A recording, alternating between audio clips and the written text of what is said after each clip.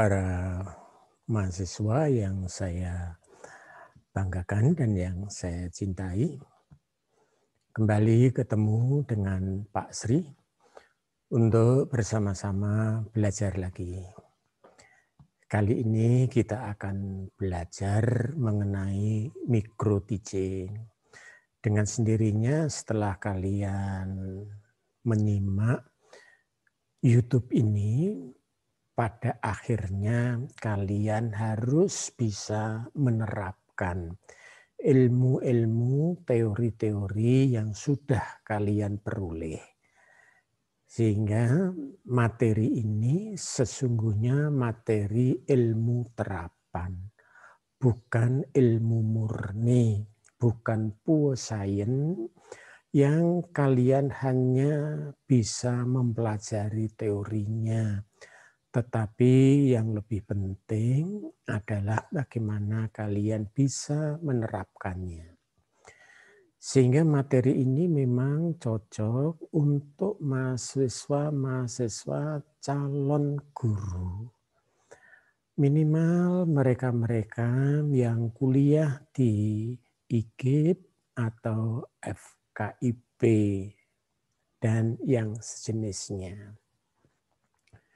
Pada tayangan yang terdahulu, kita sudah belajar bersama mengenai perbedaan micro teaching dan peer teaching. Dengan harapan ketika kalian sudah mengerti perbedaan-perbedaan itu, maka kalian tidak salah, kalian tidak keliru. Dalam artian kalian itu mempraktekkan apa? Mau micro teaching atau peer teaching. Ini yang mestinya harus dipahami terlebih dahulu. Kemudian ketika kalian mengadakan latihan, apakah itu berupa peer teaching atau micro teaching, itu bukan berarti teman-teman kalian diartikan sebagai anak-anak kecil, enggak. Itu adalah tetap teman-teman sebaya kalian.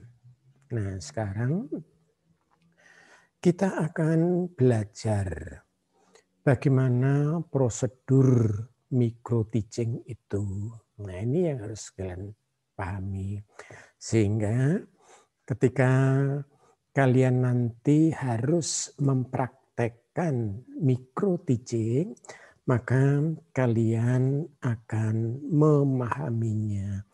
Minimal kalian kemudian tidak melakukan kesalahan-kesalahan kecil, kesalahan-kesalahan kecil. Para mahasiswa yang saya banggakan, micro teaching yang sudah kita pahami adalah berbeda dengan peer teaching. Nah, sekarang kita fokusnya pada micro teaching. Kita lupakan itu peer teaching. Kita fokus pada micro teaching. Nah, kita akan belajar prosedur pembelajaran mikro.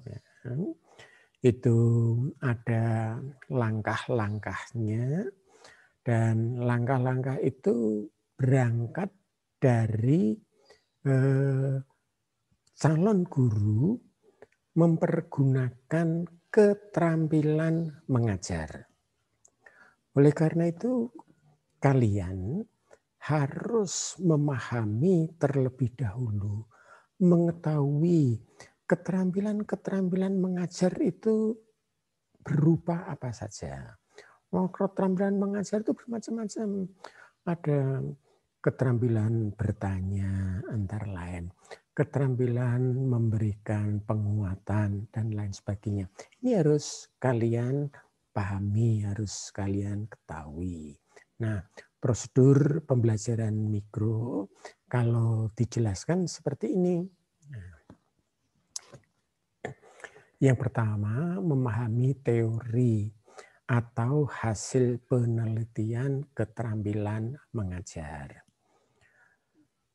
Kalian bisa mengunjungi perpustakaan di institusi kalian ataupun perpustakaan di institusi lain atau juga perpustakaan-perpustakaan wilayah atau perpustakaan daerah yang ada.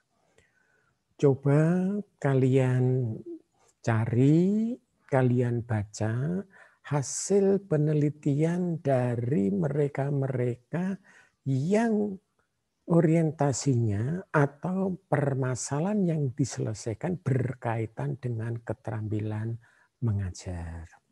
Nah, di situ nanti pasti kalian akan memperoleh banyak informasi tentang keterampilan mengajar. Dengan sendirinya namanya hasil penelitian, maka pasti pada bagian akhir ada rekomendasinya.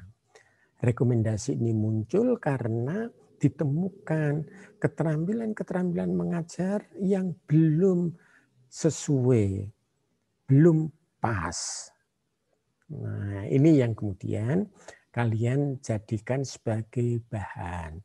Maksud saya, kalian jangan melakukan kesalahan yang sama. Ini maksudnya memahami teori. Jadi kalian jelas harus belajar teori terlebih dahulu. Artinya kalau kalian mau perang, kalian itu sudah siap dengan amunisi perangnya. Bukan berangkat perang, tetapi dalam perjalanan baru mencari amunisi. Apalagi amunisi baru diperoleh ketika kalian sudah berada di medan perang. Konyol itu namanya. Kalian juga begitu. Harus memahami teori terlebih dahulu. Kemudian yang kedua, mendiskusikan prinsip dan keterampilan yang harus dikerjakan. Jadi mahasiswa itu kan dikenal sebagai masyarakat ilmiah. Segala sesuatu dikaji, dianalisis dengan menggunakan prinsip-prinsip tertentu.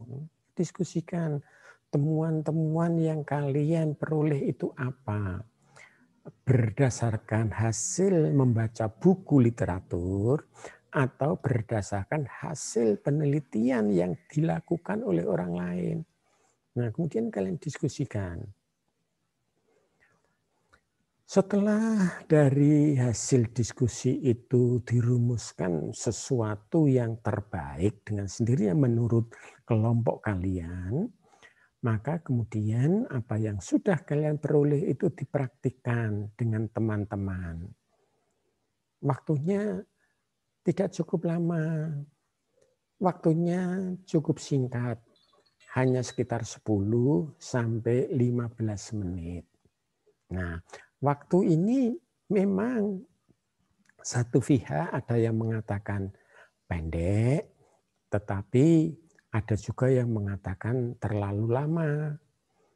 Artinya bagi mahasiswa yang selain kuliah juga ikut berorganisasi, waktu 10 sampai 15 menit memang dirasa cukup pendek.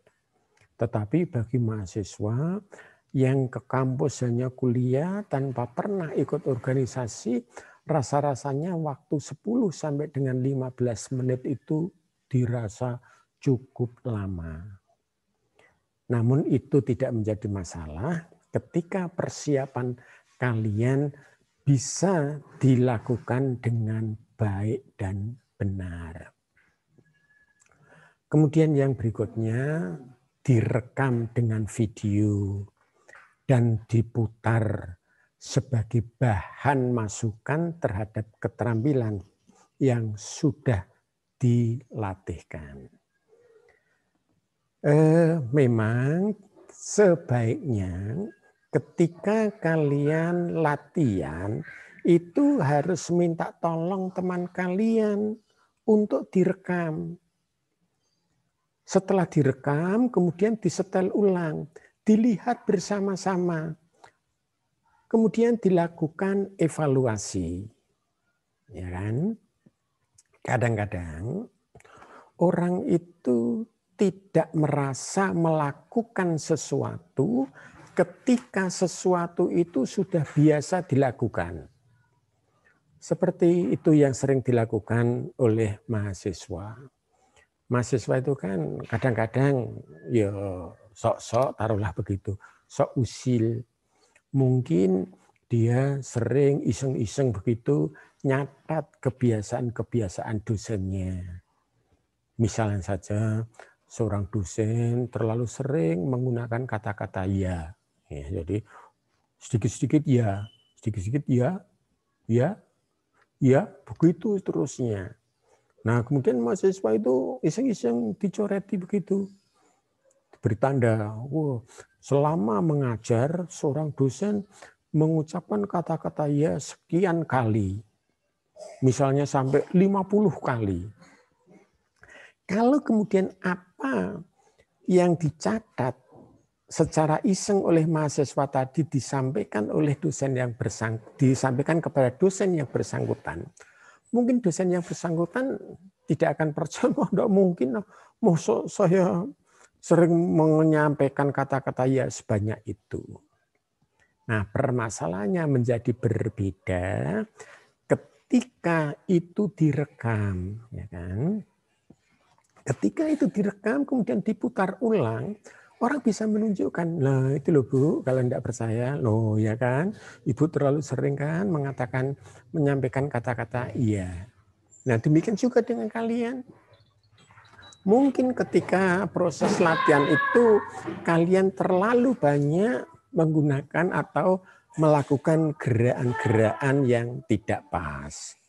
Atau mungkin ketika kalian latihan, ternyata kalian itu sering berbicara menghadap papan tulis, ya kan? Karena sambil nulis, kemudian sambil menerangkan. Itu kan sesuatu yang tidak benar. Mungkin juga akan nampak ketika menerangkan ternyata pandangannya justru keluar terus, yang dilihat jendela. Nah ini sesuatu yang sekali lagi bisa dievaluasi bersama-sama. Oleh karena itu, pusat sumber belajar menjadi bagian yang penting untuk bisa melaksanakan micro teaching ini. Kemudian yang berikutnya, jika perlu dilatihkan pada kelompok yang berbeda untuk melihat kelemahan-kelemahan terdahulu. Artinya perbandingan itu menjadi penting. Tidak hanya pada kelompok kalian, sebab kadang-kadang rasa sungkan, ewo, pekewo itu kan ada. Sehingga teman-temannya dalam satu kelompok itu memberikan komentarnya, sudah baik, sudah jelas, begini, begitu, dan lain sebagainya. Padahal ketika teman-teman kalian tidak mau berkata jujur, itu sebenarnya tidak memberi kemungkinan bagi kalian untuk berkembang dan maju. Mestinya menyampaikan sesuatu apa adanya. Sehingga yang dievaluasi itu juga paham, oh iya, ternyata betul saya terlalu banyak ini. Oh iya, terlalu saya begini. Dan evaluasi itu kemudian jangan dijadikan sebagai acara atau arena balas dendam. Artinya ketika temannya kemudian juga maju karena tadi banyak mengkritik, oh berikutnya diganti kritik habis-habisan. Bukan itu bukan sikap-sikap keilmuan. Ya. Kemudian yang berikutnya, pengajaran mikro ada kaitannya dengan praktek di lapangan dalam situasi yang sesungguhnya. Jadi pengajaran mikro ini ya dengan sendirinya dalam rangka latihan ketika suatu saat kalian harus melakukan pengajaran yang sesungguhnya. Itu prosedur prosedur yang harus kalian pahami. Kemudian kita lanjutkan dengan pelaksanaan dan persiapannya. Yang pertama, apa keinginan yang harus dipelajari peserta didik? Pertanyaannya menjadi itu ya, apa keinginan yang harus dipelajari peserta didik? Maksudnya begini, konsep mengajar yang sekarang itu kan berorientasi pada peserta didik. Kalau dulu kan teacher centered, semuanya tergantung pada gurunya. Yang penting guru memberikan, apakah siswa mau atau tidak masalah. Nah, kalau sekarang kan tidak. Sekarang orientasinya pada siswa, student centered. Sehingga diharapkan guru itu memahami minat siswa itu sebenarnya di bidang apa yang diinginkan oleh siswa. Dengan sendirinya kita kemudian ya tidak bisa serta-merta sekedar menuruti keinginan siswa, enggak. Tetap seorang guru kan ya mengacu berpedoman pada kurikulum yang ada. Kemudian yang kedua, apa tujuan pembelajaran yang akan dicapai? Ini yang harus dipegang. Tujuan pembelajaran. Tujuan pembelajaran harus dipegang teguh supaya pembelajarannya tidak keluar dari rel. Oleh karena itu, seorang guru, termasuk guru praktikan, termasuk kalian ketika besok mau praktek di lapangan, harus punya yang namanya RPP. RPP ini yang harus kalian jadikan sebagai pegangan, sebagai pedoman. Ini yang harus saya pakai. Sehingga jangan sampai kemudian guru terbawa arus.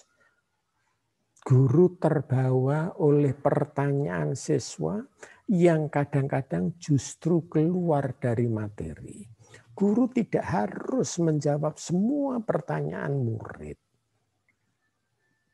Guru bukanlah sosok yang serba tahu. Yang perlu dijawab adalah pertanyaan-pertanyaan murid yang memang sesuai dengan topik yang sedang diajarkan. Kalau tidak sesuai ya dikatakan untuk materi itu akan kita pelajari besok ketika kita akan belajar tentang ini. Itu harus disampaikan. Kemudian yang berikutnya bagaimana mendesain tugas yang akan diberikan. Nah, di dalam RPP itu kan kemudian banyak hal yang harus tertulis di situ. Termasuk di dalamnya apa yang dilakukan guru dan apa yang dilakukan oleh murid. Sehingga desainnya itu jelas. Kemudian metode apa yang cocok digunakan dalam proses pembelajaran. Metode apa yang cocok digunakan dalam proses pembelajaran? Dasarnya apa sih untuk memilih metode? Dasar yang pertama di dalam menentukan metode adalah tujuan pembelajaran yang ingin dicapai. Misalnya saja kalian sedang berbicara tentang demokrasi misalnya. Agar peserta didik bisa menyampaikan pendapat dalam suatu rapat secara lisan misalnya. Tetapi kalian kemudian menggunakan metode ceramah misalnya. Ya jelas kurang cocok. Ketika kalian akan mengajarkan kepada siswa supaya siswa itu bisa menyampaikan pendapat secara lisan, ya metode yang tepat ya mestinya metode diskusi. Nah, ini salah satu perhatian. Salah satu faktor yang harus kalian perhatikan ketika kalian akan menentukan metode. bukan karena metode itu baik digunakan oleh temanmu, kemudian kalian meniru. Enggak, itu tidak benar. Sebab mungkin teman kalian mempunyai keterampilan menggunakan metode itu, sedangkan kalian belum punya keterampilan. Nah, artinya justru perbedaan itu disebabkan oleh faktor pribadi masing-masing guru atau calon guru. Kemudian bagaimana cara mengevaluasi kegiatan yang sudah dilaksanakan? Nah, ini kembali di dalam RPP itu juga sudah ada, ya kan? Cara mengevaluasinya bagaimana? Bagaimana supaya kalian bisa mengukur tingkat penguasaan materi yang kalian berikan kepada peserta didik. Ini hal-hal yang harus kalian pelajari, harus kalian persiapkan dengan baik. Nah, sekarang prosedur pelaksanaan. Kalau tadi kan persiapannya, sekarang prosedur pelaksanaannya. Mahasiswa atau calon guru harus menyusun rencana pelaksanaan pembelajaran RPP. Lama penyajian antara 10 sampai 15 menit. Ditulis rapi dan diserahkan kepada dosen pembimbing sebelum tampil untuk mencocokkan apa yang ditulis sesuai dengan yang dipraktekkan. Nah, para mahasiswa, kesalahan dasar yang dilakukan oleh mahasiswa dalam pembelajaran mikro, dia RPP-nya pinjem dari temannya yang sudah menjadi guru. Atau dia pinjam ke sekolah yang dia kenal. RPP-nya 2 kali 45 menit untuk menyampaikan materi itu. Nah, kalian karena persiapannya kurang, ya kemudian RPP itu ganti namanya.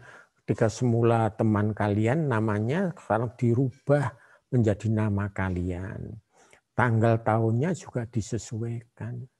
Ini sesuatu yang tidak pas.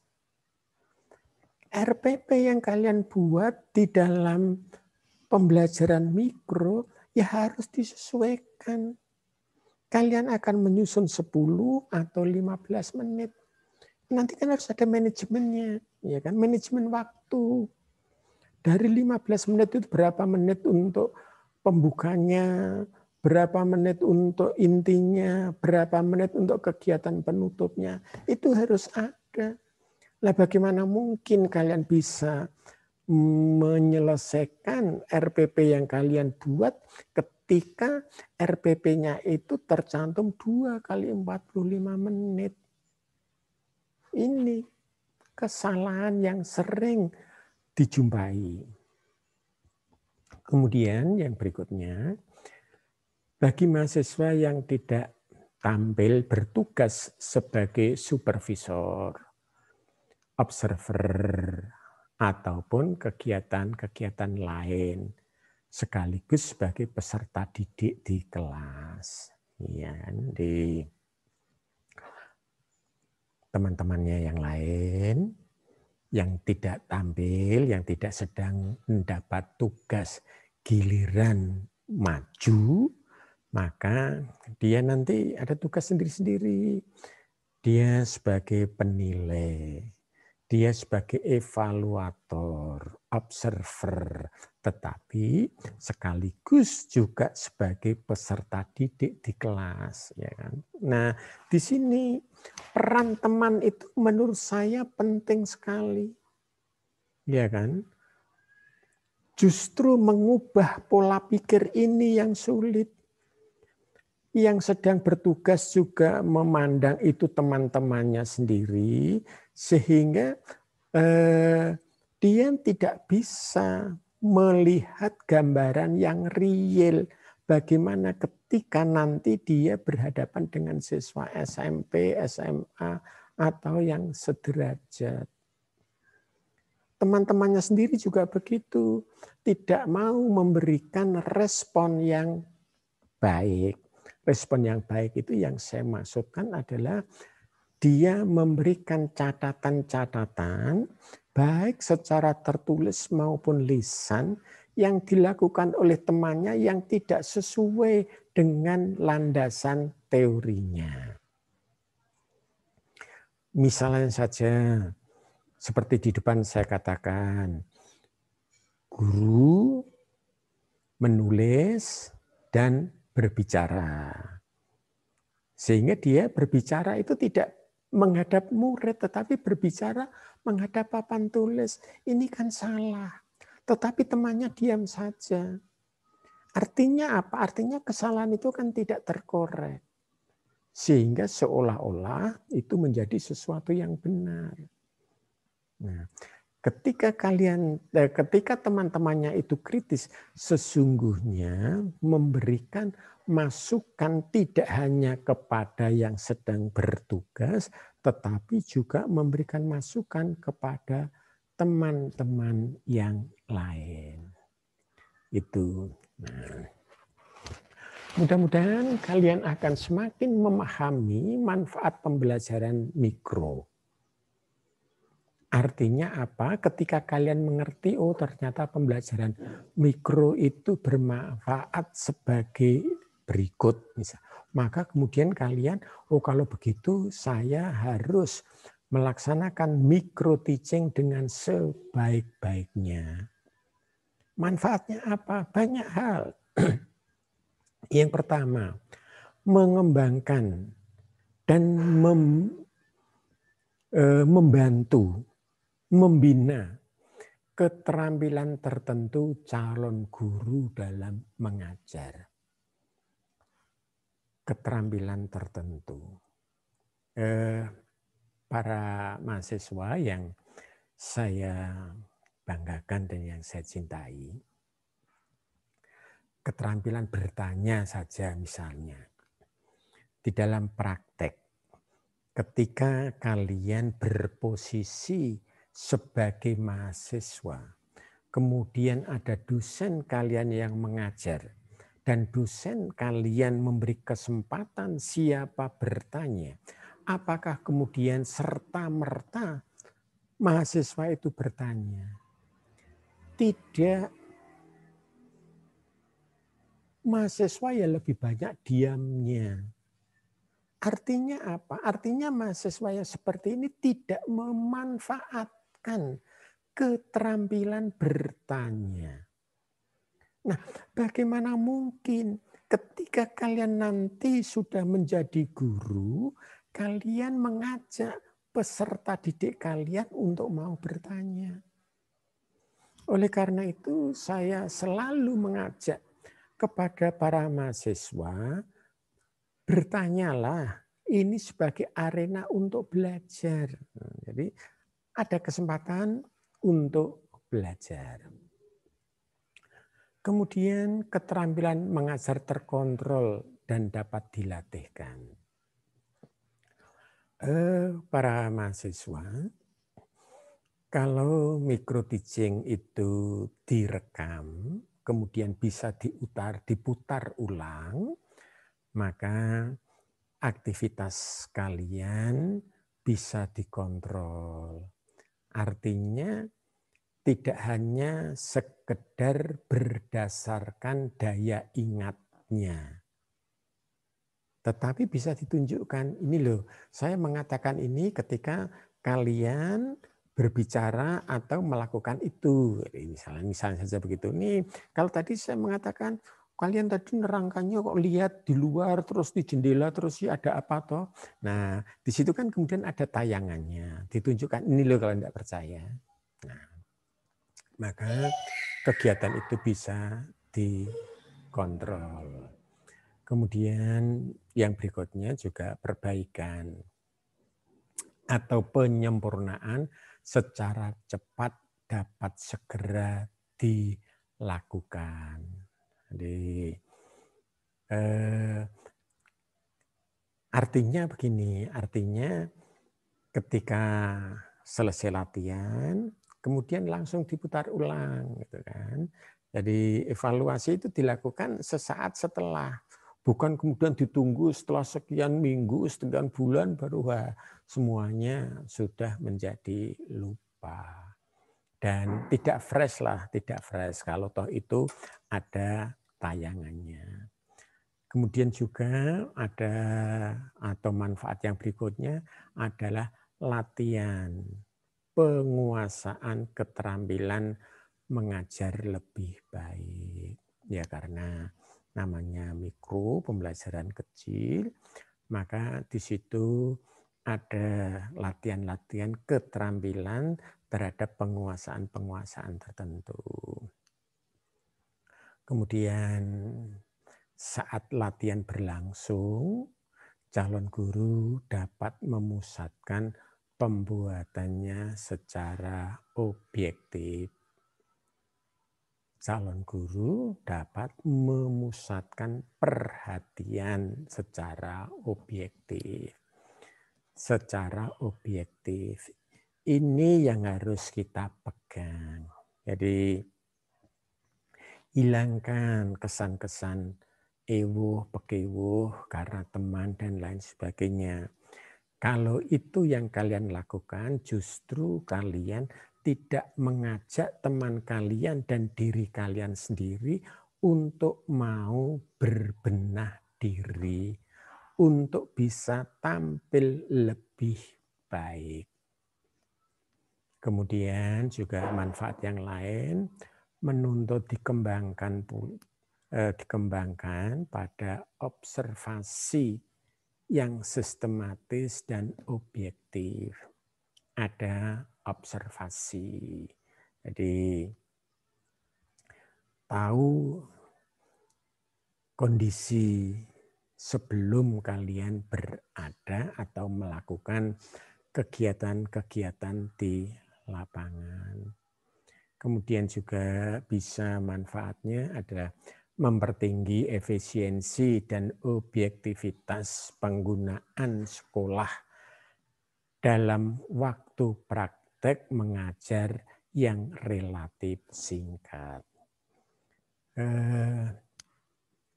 Waktu mengajar kalian di sekolah latihan itu kan sangat singkat, ya. Hanya berapa bulan. Tetapi yang hitungan bulan itu kan kemudian tidak setiap hari kalian bisa masuk kelas. Artinya sangat-sangat terbatas kesempatan yang kalian miliki untuk melaksanakan proses bagaimana untuk menjadi guru yang baik. Nah, kemudian fungsi micro teaching dan lain sebagainya ini akan kita sambung pada tayangan-tayangan berikutnya. Jadi proses perencanaan, proses pelaksanaan kalian pahami secara baik. Kemudian saudara mulai mencoba menentukan pokok bahasan atau sub pokok bahasan di satuan tingkat pendidikan tertentu untuk kalian jadikan materi pada saat kalian nanti praktek micro teaching, ya kan? Waktunya hanya sekitar 15 menit. Kalian pilih sendiri mau micro teaching untuk anak-anak SLB atau SMA. Pokok bahasanya kalian pilih. Tetapi saya menyarankan kalian sesama teman kalian harus ada koordinasi. Supaya apa? Supaya pokok bahasan yang dipilih tidak sama. Ini sekaligus juga menghindari jangan sampai RPP-nya sama. Jadi kalian harus memang benar-benar mau berlatih dan berlatih untuk menuju yang lebih baik. Ini untuk kebaikan kalian sendiri. Oke, para mahasiswa yang saya banggakan dan yang saya cintai, itu yang bisa saya sampaikan. Selamat melanjutkan aktivitas kalian dan semoga kalian tetap dalam kondisi sehat. Selamat belajar untuk kemajuan kita bersama. Terima kasih.